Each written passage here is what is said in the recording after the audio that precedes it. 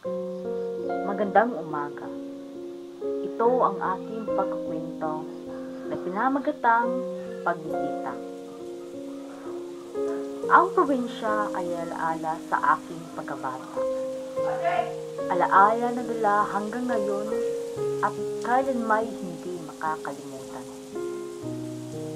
Kapag naisip ang salitang probinsya ay naaalala ang mga panahong walang iniisip na problema. Masayang nagmamasid sa malamig at preskong hangin at magandang tanawin sa paligid. Naglalaro sa ulan at maputik na daan kasama ang aking mga kaibigan. Kaarawan iyon ng aming probinsya, fiesta kung tawagin. Nangako si Ina na uuwi kami sa aming probinsya sa Ubay, Bohol. Sa kadahilan ng magdiriwang ang aking lulu at lola ng fiesta. Tatlo lang sila sa loob ng bahay. Lolo, lola at pinsan kong lalaki.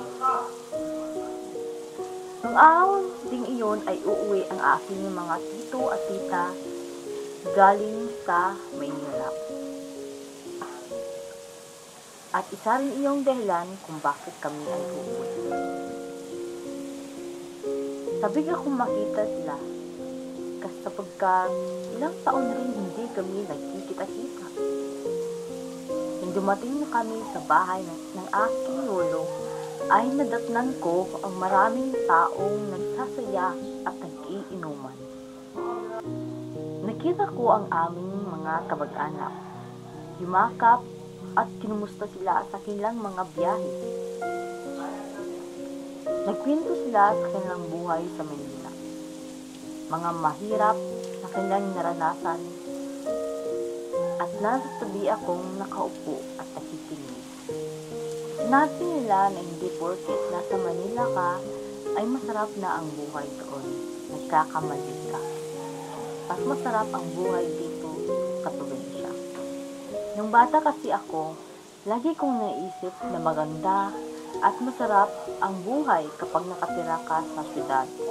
Maganda ang lugar, maraming mga building, at marami pang magaganda, ngunit mali lahat ng ating inakal. Noong umaga na ay nagsimula na kami mag-impake at iba pang dadalhin sa aming pag-uwi.